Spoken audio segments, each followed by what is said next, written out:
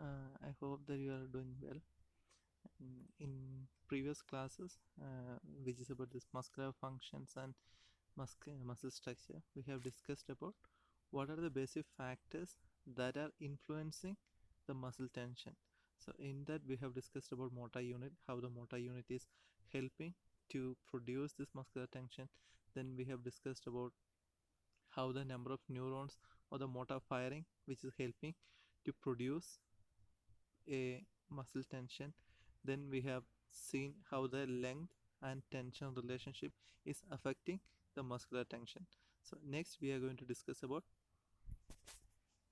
how force and velocity, or how the relationship between force and velocity is influencing this muscular tension. So as its name suggests, it is a relationship between the amount of force which is produced by the muscle and the velocity of that particular movement.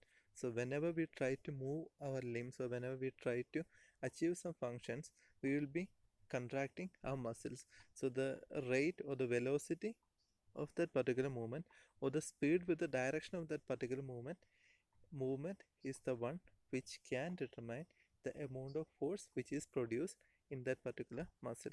So we will be looking in detail about this force and velocity relationship, how the force and velocity are interrelated in a working muscle. So it's basically the relationship between the velocity of muscle contraction and the force is produced. So as I said, the speed of that particular movement and how that speed of movement is affecting the amount of tension produced.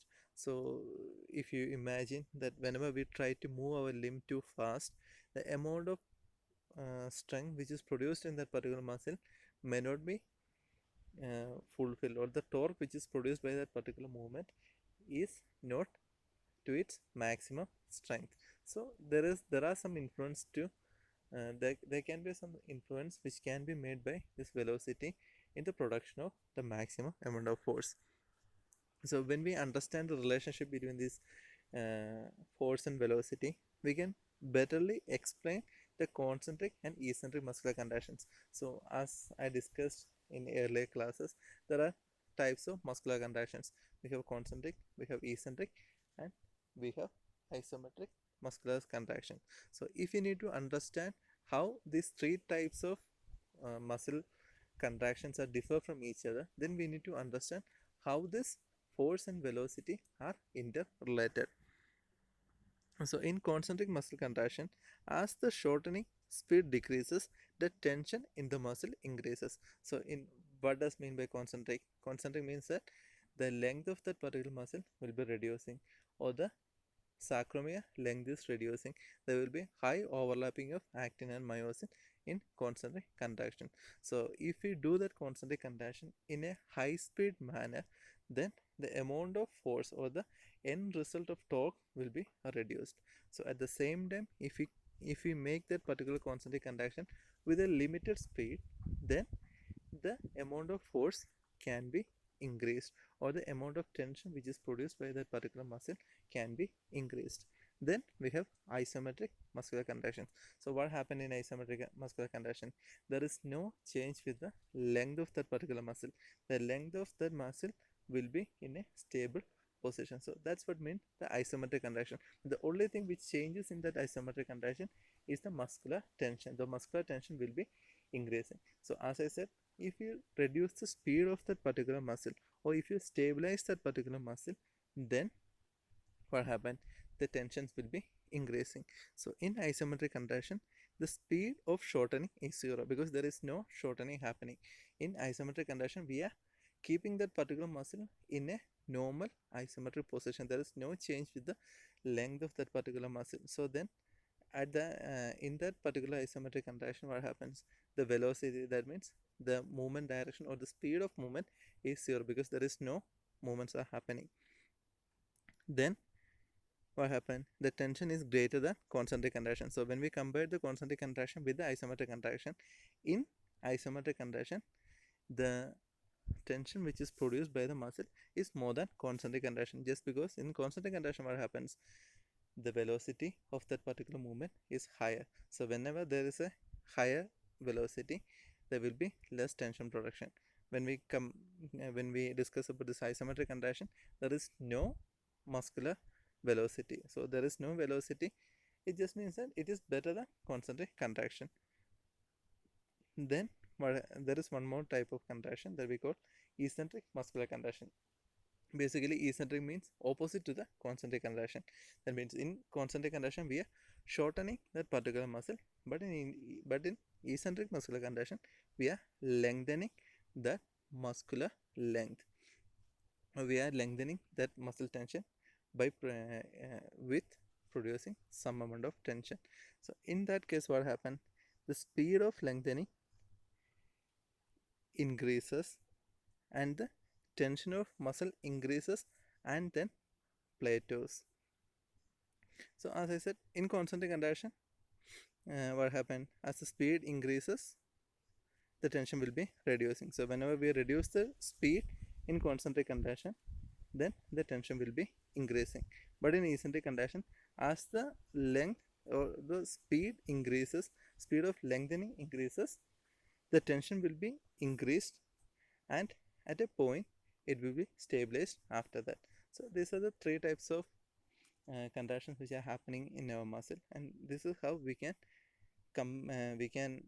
indulge this force and velocity relationship to this three type of muscular relation. So this is how we can graphically represent this force and velocity. So this y-axis determine force, how much is the force produced, and this is the velocity. So if you look into this eccentric contraction, as the lengthening happens, the force is also increasing, but at a point from there it will be in a stabilized manner or it in a plateau. And if you look into concentric contraction, just opposite to that, as the length increases, what happens? The force will be reducing. So if we go for shortening, if the muscle is going for shortening, then the force production will be higher. If the velocity is reducing, then the force production will be higher. As the velocity increases, the muscle will be going for shortening. So this is the major difference between eccentric and concentric muscular contraction when we discussed in accordance with this force and velocity relationship. So as I said, there are multiple factors that can have some impact on this force production or the muscular tension production. So these are some of those things. Increasing the frequency of firing, motor unit firing. So as we discussed earlier, first thing is that increase in motor unit firing can increase the muscular tension. Second one is increase recruiting of motor unit.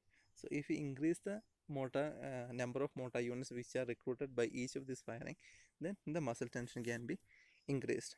The greater the number of cross bridges that are formed, the greater the tension. So as I said, the basic component which is moving in a muscular contraction is the actin and myosin.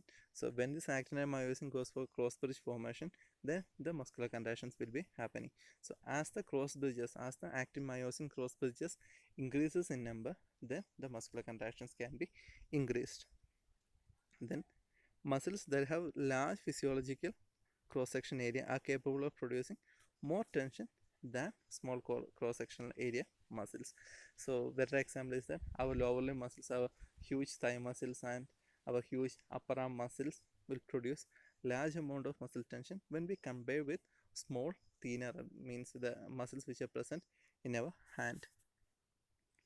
Tension increases as the velocity of active shortening reduces. So as I said, according to this force and velocity, so whenever we are reducing the velocity of that particular movement, then the tension can be increased. So these are the factors that can influence the normal muscular tensions. So what is the application of this sarcomere length and tension relationship? So we discussed this tension relationship in previous classes. So what is the application of that length and tension relationship? Muscle has the diminished ability to produce isometric tension at extremes of joint motion. So as I said, there are some appropriate length for each of those muscles to produce the maximum number of or maximum amount of muscular force. So whenever there is a huge shortening of that particular muscle, then the amount of tension which is produced by that particular muscle will be reduced according to this length and tension relationship. So it mainly happens in two joint muscle. Two joint muscle means there are muscles which are covering multiple joints in our body. For example, our finger flexors. The finger flexors are crossed by wrist, and some are crossed by even elbow joint. So all of these muscles which are covering multiple joints have some huge impact done by this length and tension relationship. And how this happen?